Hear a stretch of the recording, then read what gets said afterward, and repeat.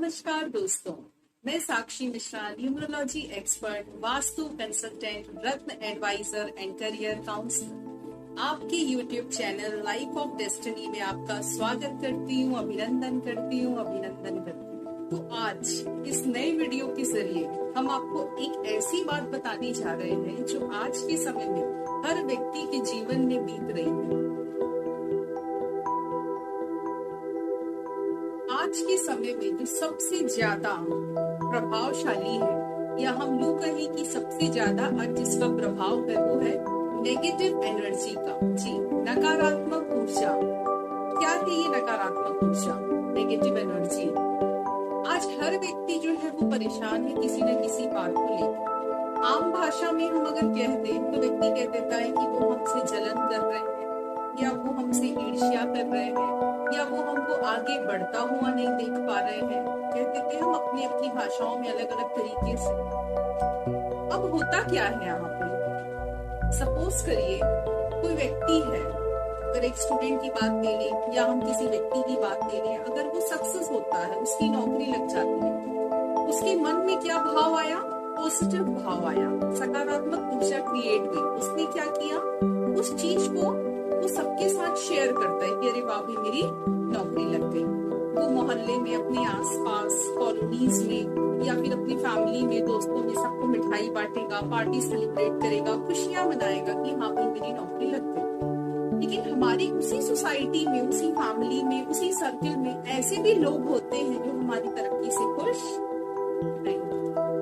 अब ये तो बात होगी कि सिर्फ एक स्टूडेंट की जिसकी नौकरी लगी, लेकिन आज के समय में हर घर में कोई ना कोई ऐसा व्यक्ति होता है जो किसी की सक्सेस से जलता है, उससे ईर्ष्या रखता है, किसी की तरक्की से जलता है, आगे बढ़ने वाले होता है। कोई व्यक्ति अगर तो उसका पाँव खींचता है, पीछे खींचता है। पहले के समय में क्या होता था, कहा जाता था कि अगर कोई व्यक्ति आगे बढ़ रहा है तो उसको सामने वाला मदद करता था कि हाँ भाई और आगे बढ़े, सीढ़ियां चढ़े, तरक्की की ऊंचाई पे पहुंचे। लेकिन आज के समय में उसको नीचे खींच दिया जाता है।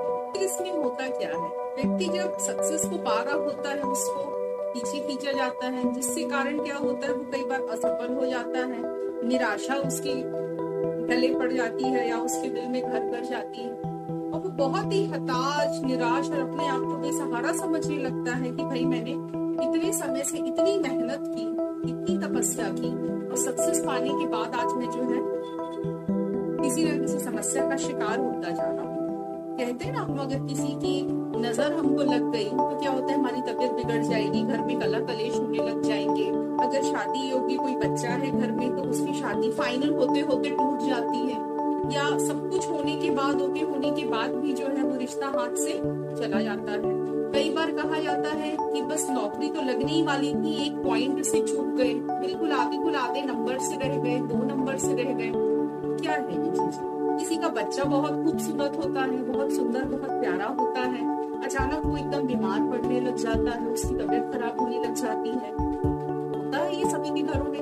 पति पत्नी के रिलेशन बहुत अच्छे होते हैं, उनके बीच में अचानक से लड़ाइयां उत्पन्न होने लग जाती है, बिजनेस या नौकरी में बहुत ज्यादा लॉस होने लग जाता है, पैसे एक तरफ से आ रहे, दूसरी तरफ से बिल्कुल जाने लग जाते हैं, आने से पहले पैसों के जाने का रास्ता बन जाता है।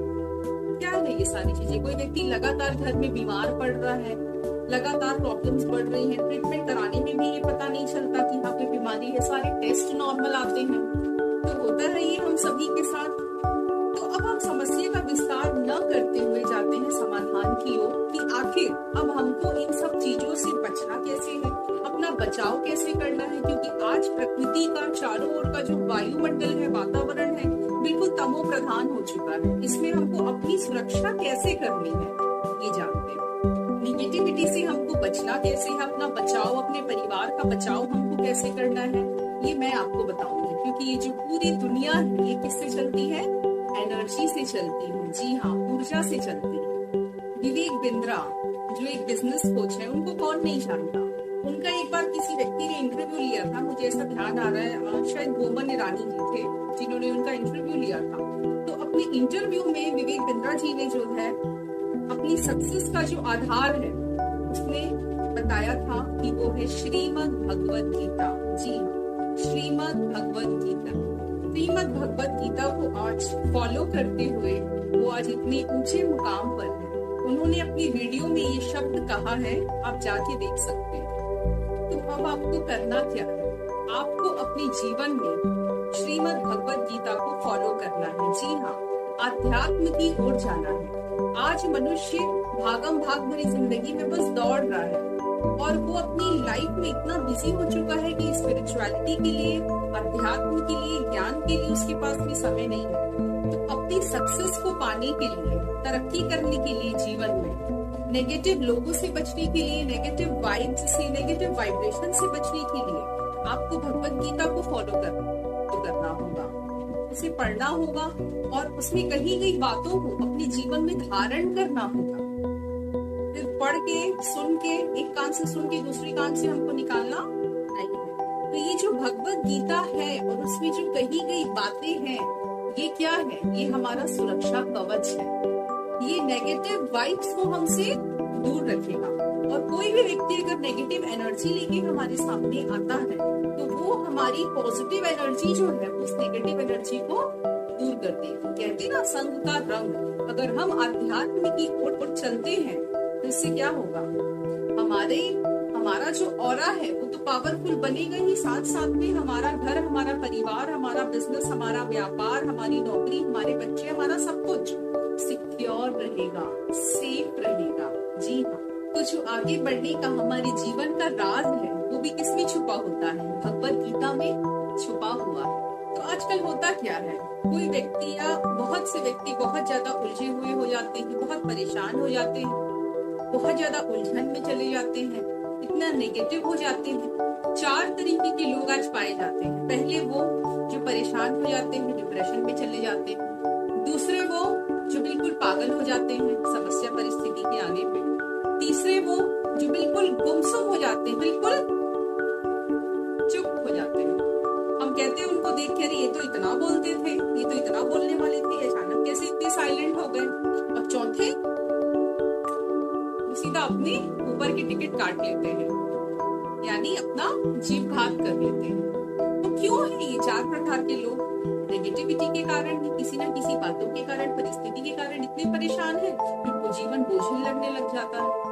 तो मैंने जो आपको बताया अध्यात्म ज्ञान की ओर चलने के लिए, अध्यात्म ज्ञान को फॉलो अप करने के लिए, तो यही अध्यात्म ज्ञान जो है यही हमको बचाएगा, हमें आगे लेके जाएगा, हमारी जीवन की नैया को पार लगाएगा।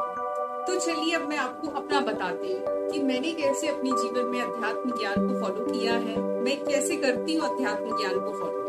उसके लिए सबसे पहले मैं क्या करती हूँ, डेली जो मेरी रूटीन है उसमें मैं 4 बजे सो के उठती हूँ। 4 बजे का जो समय होता है, भोर का समय होता है, ब्रह्म मुहूर्त का समय होता है। मंदिरों में भी 4 बजे आरती की जाती है, पूजा की जाती है। और हमारे बड़े बुजुर्ग भी कह के गए हैं कि अगर आपको तरक्की को पाना है तो सूरज के उठने से पहले उठिए। तो 4 बजे मैं उठ के 1 घंटा जो है अपने लिए देती हूँ मेडिटेशन की। मेडिटेशन आप किसी का भी फॉलो कर सकते हैं। मेडिटेशन में हम क्या करते हैं, परमात्मा से कनेक्शन करते हैं, परमात्मा को याद करते हैं। और आज तो सावन का समय चल रहा है, सावन का महीना चल रहा है, तो हर व्यक्ति सुबह से उठ के शिव जी की भक्ति, पूजा पाठ, आराधना में लगा हुआ है। उसके बाद फिर जो मेरा 7 से 8 बजे का समय होता है, 1 घंटे का जो मेरा समय होता है, वो मैं देती हूँ अध्यात्म ज्ञान की ओर। उसके लिए मैंने एक सेंटर चूज किया है, ब्रह्मा कुमारी इसका सेंटर मैंने ज्वाइन किया। मुझे बहुत अच्छा लगा वो, क्योंकि वहाँ पे सभी धर्मों के लोग आते हैं। वहाँ पे गीता पाठ का अनुसरण किया जाता है और सच्चा गीता ज्ञान हमको सुनाया जाता है कि कैसे हम उस अध्यात्म का यूज करके, उस ज्ञान को अपने जीवन में धारण करके अपना जीवन बना सकते हैं, कैसे तरक्की को पा सकते हैं, अपना तो कल्याण कर सकते हैं, साथ में अनेकों का भी कल्याण कर सकते हैं। क्योंकि हम भोजन खाते हैं दिन में 2 बार, 3 बार, 4 बार, लेकिन हमारी जो आत्मा है, जो इस शरीर को चलाती है, उसको भी तो भोजन चाहिए। तो उसको जो भोजन चाहिए होता है वो है सच्चा ज्ञान का भोजन। जी, तो ये तो रही मेरी अपनी बात, जो मैंने अपनी लाइफस्टाइल के बारे में आपको बताया। जरूरी नहीं है कि आप जो मैं फॉलो करती हूँ वही फॉलो करिए। आप कहीं भी, कोई भी सेंटर, किसी भी संस्था में जा सकते हैं जहाँ मेडिटेशन सिखाया जाता हो, आप मेडिटेशन सीख सकते हैं। किसी भी आप सत्संग में जा सकते हैं जहाँ गीता ज्ञान का, सच्चा गीता ज्ञान सुनाया जाता हो, जिसका अनुसरण किया जाता हो। आप कहीं पे भी जाके जो है इसका अनुसरण कर सकते हैं और इस ज्ञान को अपने जीवन में धारण कर सकते हैं। ध्यान रहे कि आपको ये जो गीता पाठ है, जो मेडिटेशन है, जो ज्ञान सुनना है, ये रोज सुनना है। एक दिन 2 दिन नहीं कि हमने एक दिन किया दूसरे दिन फिर छोड़ दिया, ऐसा नहीं। कोई भी चीज नियमित करना है हमको, एक रेगुलरिटी के साथ करना है। ये नहीं आज सावन है तो 2 महीना हमने खूब जम के भगवान शिव की पूजा करी और सावन उतर गया तो नमस्ते। गणेश चतुर्थी आया, गणेश जी की पूजा की, दिवाली आई, लक्ष्मी जी की पूजा की, ऐसा नहीं। हमने उनकी भी पूजा करनी है, लेकिन जो ये ज्ञान है, अध्यात्म ज्ञान है, इसको हमको रेगुलरिटी में लाना है। मैं नहीं कहती आप 4 बजे सोकर उठिए, लेकिन जब भी उठिए कम से कम 5 मिनट, 10 मिनट, 15 मिनट, 20 मिनट आप जो है मेडिटेशन जरूर कीजिए। जो भी मेडिटेशन आपको अच्छा लगता है, ध्यान जरूर कीजिए ना। गीता ज्ञान आप जरूर सुनिए और उसमें कही गई बातों को अपने जीवन में आप धारण कीजिए, और फिर आप अनुभव करेंगे कि आपका जो जीवन है वो बिल्कुल निर्विघ्न बन चुका है, सारी समस्याएं खत्म हो चुकी हैं और आप तरक्की के शिखर पर धीरे धीरे चढ़ते जा रहे हैं। तो ये था आगे बढ़ने का रास्ता, नेगेटिव लोगों को पीछे फेंकने का रास्ता और खुद तरक्की के मार्ग पे प्रशस्त होकर अपनी मंजिल को पाने का रास्ता।